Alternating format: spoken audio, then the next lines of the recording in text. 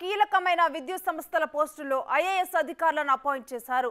ట్రాన్స్కో, జెన్కోల సీఎండీలతో పాటు జేఎండీ 2 విద్యుత్ పంపిణీ సంస్థల సీఎండీ పోస్టులను ఐఏఎస్ అధికారులతోనే ప్రభుత్వం భర్తీ చేసింది. దాదాపు 9 ఏళ్ల తర్వాత విద్యుత్ సంస్థలకు ఐఏఎస్ల నియామకం జరిగింది. ఉమ్మడి రాష్ట్రంలో విద్యుత్ సంస్థలకు ఐఏఎస్ అధికారులే సీఎండీలుగా ఉండేవారు.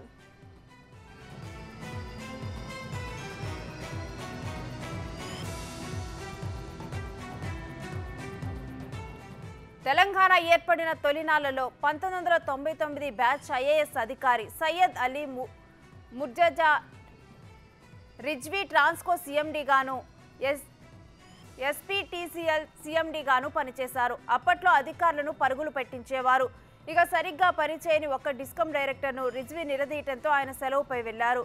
అయితే ఏడాదిలోపే రిజ్వీ బదిలీ అయ్యారు. తెలంగాణలో విద్యుత్ పదవుల్లో పనిచేసిన చివరి ఐఏఎస్ ఆయనే.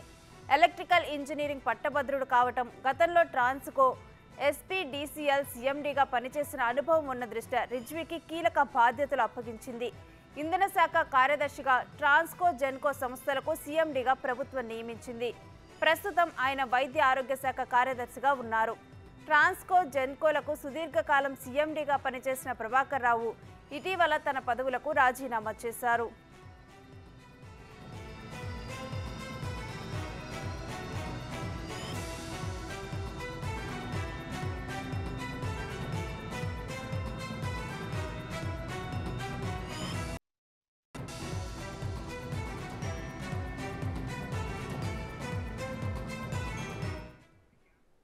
ఇక ఇదే అంశానికి సంబంధించి మరింత సమాచారం మా ప్రతినిధి సాదిక్ లైవ్ లో అందిస్తారు. సాదిక్, విద్యుత్ శాఖలో కొత్త నియామకాల గురించి కంప్లీట్ డీటెయిల్స్ ఏంటి?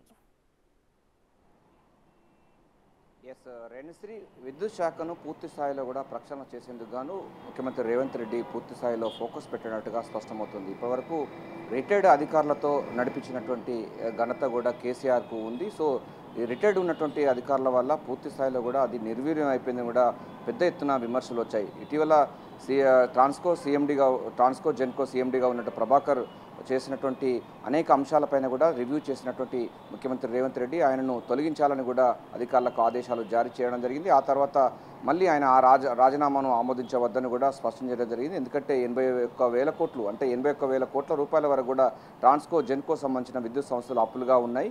సో మొత్తంగా ఉన్నతాధికారులు దాంట్లో 30 మంది ఉన్నారు. 30 మందిలో 27 మంది రిటైర్డ్ అయినటువంటి అధికారులతోని ఇప్పటివరకు కేసీఆర్ ప్రభుత్వం నడిపింది. కేవలం 3 మాత్రమే సర్వీస్లో ఉన్నారు. మిగతా వాళ్ళందరితో కూడా రిటైర్డ్ అయిన అధికారులతోనే పని చేపించారు. ఆ తర్వాత అది పూర్తి స్థాయిలో కూడా 81,000 కోట్ల రూపాయల వరకు అప్పులో ఊబిలోకి చేరుకుంది విద్యుత్ సంబంధించిన సంస్థలు. సో దీనిపైన కాంగ్రెస్ పార్టీ అధికారంలోకి వచ్చినాక ముఖ్యమంత్రి రేవంత్ రెడ్డి మొదటిగా ఆ విద్యుత్ శాఖపైనే రివ్యూ చేయడం జరిగింది. ఎందుకంటే 24 గంటల కరెంటు కాంగ్రెస్ పార్టీ ఇస్తుందని కూడా మేనిఫెస్టో చెప్పింది. అనేక ప్రకటనలు కూడా చేసిన ధర్మిలా అసలు విద్యుత్ పైన ఏం జరుగుతుంది, ఎందుకంటే మొదటి నుంచి అనేక ఆరోపణలు ఉన్నటువంటి ప్రభాకర్ కానీ లేకపోతే గోపాలరావు కానీ ఇతర రఘుమారెడ్డి వీళ్ళందరూ కూడా ఉన్నారు. ఉన్నతాధికారులందరూ కూడా రిటైర్డ్ అయినటువంటి అధికారులు ఉన్నారు. వీళ్ళు ఏం చేస్తారని రివ్యూ సమావేశంలో చాలా ఆసక్తికరమైన ఆశ్చర్యపోయినటువంటి సందర్భాలు కూడా ఆయన ఫేస్ చేయడం జరిగింది ముఖ్యమంత్రి రేవంత్ రెడ్డి. వెంటనే ఇంధన శాఖ ప్రిన్సిపల్ సెక్రటరీ ఉన్నటువంటి సునీల్ శర్మను అడిగి పూర్తి స్థాయిలో కూడా దీన్ని ప్రక్షాళన చేసే విధంగా ప్లాన్ చేయాలని కూడా అధికారులకు ఆదేశించడం జరిగింది. ఈ నేపథ్యంలోనే ఎందుకంటే ప్రభాకర్ రావు రాజీనామా తర్వాత ఆ యొక్క సీట్ అన్నది ఖాళీగా ఉండడంతో రిజ్వీని నియామకం చేస్తూ రాత్రి పొద్దుపోయిన తర్వాత తెలంగాణ ప్రభుత్వం జీవో జారీ చేసింది. దీంతో పాటుగా జెన్కో జేఎండీగా ఉన్నటువంటి సందీప్ కుమార్ ఝా కూడా నియమితులయ్యారు. అంటే ఇప్పుడు ఈ వరకు ట్రాన్స్కో సంబంధించిన విద్యుత్ సంబంధించిన సంస్థలన్నీ కూడా ఐఏఎస్ ఆఫీసర్లతో చేతుల్లో ఉండాలి, వారి పరిపాలనలో ఉండాలి, వారైతేనే పూర్తి స్థాయిలో దీన్ని మానిటర్ చేస్తారన్నటువంటి ఉన్నది. కానీ కేసీఆర్ ప్రభుత్వంలో పూర్తిగా దాన్ని నిర్వీర్యం చేసి రిటైర్డ్ అయినటువంటి అధికారులతో అప్పచెప్పి వారితో పాటు పనులు చేయించను అన్నట్టు వాదన ఉన్న నేపథ్యంలో కాంగ్రెస్ ప్రభుత్వం వచ్చిన తర్వాత పూర్తి స్థాయిలో ట్రాన్స్కో, జెన్కో ఈ సీఎండీ సంబంధించిన వారికి ఐఏఎస్ అధికారులకు ఇచ్చేటువంటి లక్ష్యంగా ముఖ్యమంత్రి రేవంత్ రెడ్డి నిర్ణయించడం జరిగింది. అందులో భాగంగా ఇప్పటివరకు ముషర్రఫ్గా ఉన్నారు. ముషర్రఫ్ కూడా ఆయన కూడా తీసుకురావడం జరిగింది. దీంతో పాటుగా మిగతా సంబంధించినటువంటి సందీప్ కుమార్ జాను, అదేవిధంగా ట్రాన్స్కో జెన్కో సీఎండీలో ఉన్నటువంటి రిజ్వీని నియమిస్తూ కూడా ప్రభుత్వం నిర్ణయం తీసుకుంది.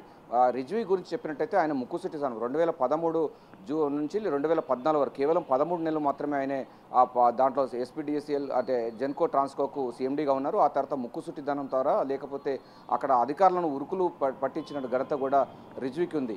సో ఆయన యొక్క దూకుడును తట్టుకోలేక ఆ అధికారులందరూ కూడా ప్రభుత్వానికి చెప్పడంతో ప్రభుత్వం కేసీఆర్ ప్రభుత్వం అప్పుడు ఉన్నటువంటి రిజ్వీని ట్రాన్స్ఫర్ చేసింది, ఆయన లూప్లాన్లు పెట్టింది. ఆ తర్వాత కూడా మళ్ళీ ఆరోగ్య శాఖకు బదిలీ కావడం జరిగింది.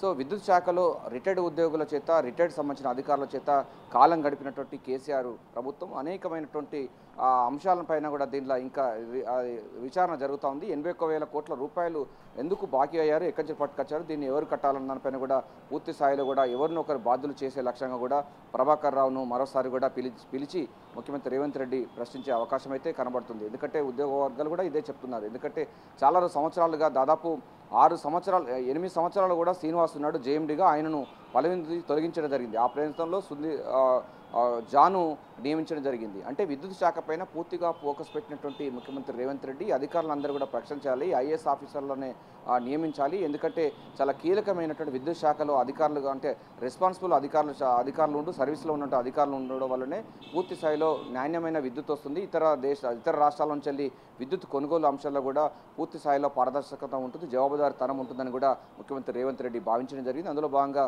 ఇక నుండి విద్యుత్ శాఖ సంబంధించినటువంటి ట్రాన్స్కో, జెన్కో, అదేవిధంగా ఎస్పీడీసీఎల్ ఇతర సంబంధించినటువంటి సంస్థలకు కూడా ఐఏఎస్ అధికారులను నియమించే లక్ష్యంగా ముఖ్యమంత్రి రేవంత్ రెడ్డి ఈ నిర్ణయం తీసుకోవడం జరిగింది. రిజ్వీ చాలా స్ట్రిక్ట్ ఆఫీసర్, అధికారులందరూ కూడా ఉరుకులు పట్టిస్తారు, విద్యుత్తు ఎక్కడ కోతలు జరగకుండా అదేవిధంగా ఇతర రాష్ట్రాల నుంచి ఎంత కొనుగోలు చేస్తారు అంతా కూడా ట్రాన్స్పరెన్సీగా ఉంటుంది, మొత్తం పబ్లిక్ డొమైన్లో పెట్టడంలో దిట్ట.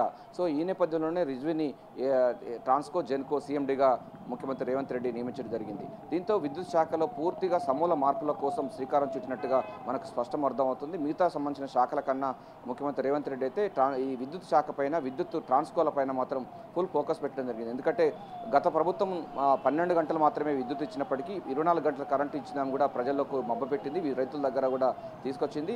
అదే తరహాలో రిటైర్డ్ అధికారులందరూ కూడా మనకు అంటే మిగతా సంబంధించిన లాగ్ బుక్లు తీసుకొచ్చిన పరిస్థితి కనబడింది. సో లాగ్ బుక్లు లేకుండా కూడా నడిచినటువంటి అంశం కూడా కాంగ్రెస్ పార్టీ తీవ్రంగా పరిగణించింది. దీంట్లో కూడా రిటైర్డ్ అధికారుల యొక్క ప్రమేయం ఉన్న నేపథ్యంలో వారు రెస్పాన్సిబుల్ కాదు, రేపు ఏమైనా కోర్టు కేసులు కానీ ఇతర సంబంధించినటువంటి కార్యక్రమాలు ఉన్నంటే రిటైర్డ్ సంబంధించిన అధికారులకు ప్రభుత్వం ఏం చేయలేదు కనుక రెస్పాన్సిబుల్ వాళ్ళకు ఉండదు కనుక వారందరినీ తొలగించేసి కొత్తగా ఐఏఎస్ అధికారులకు నియమిస్తూ ముఖ్యమంత్రి రేవంత్ రెడ్డి అయితే నిర్ణయం తీసుకోవడం జరిగింది. మొత్తంగా చూసినట్టయితే విద్యుత్ శాఖ పైన పూర్తి స్థాయిలో ఫోకస్ పెట్టినటువంటి ముఖ్యమంత్రి రేవంత్ రెడ్డి విద్యుత్ ప్రక్షాళన కోసం నడుము మిగించినట్టుగా తెలుస్తుంది. ఎందుకంటే 24 గంటల కరెంటుతో పాటుగా 200 యూనిట్లు ఫ్రీగా కూడా పేదవారికి కూడా ఇవ్వాలని కూడా 6 గ్యారంటీ స్కీమ్స్లో కూడా పొందుపరిచిన నేపథ్యంలో దీన్ని పూర్తి స్థాయిలో కూడా పారదర్శకంగా ఇవ్వాలంటే ఐఏఎస్ అధికారులు అయితేనే క్యాపబుల్ ఉన్నటువంటి అధికారులు అయితేనే ఈ పని చేయగలరని కూడా భావించినటువంటి ముఖ్యమంత్రి రేవంత్ రెడ్డి ఈ ఐఏఎస్ అధికారులందరినీ కూడా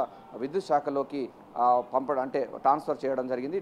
విద్యుత్ శాఖలో ఇక నుండి ఐఏఎస్ అధికారుల యొక్క సమక్షంలోనే దాని యొక్క ట్రాన్సాక్షన్స్ కానీ విద్యుత్ కొనుగోలు అమ్మకాలు అదేవిధంగా సంబంధించినటువంటి సరఫరా కూడా మొత్తం ఐఏఎస్ అధికారుల చేతిలో ఉండబోతుంది. Right, thank you Sadiq.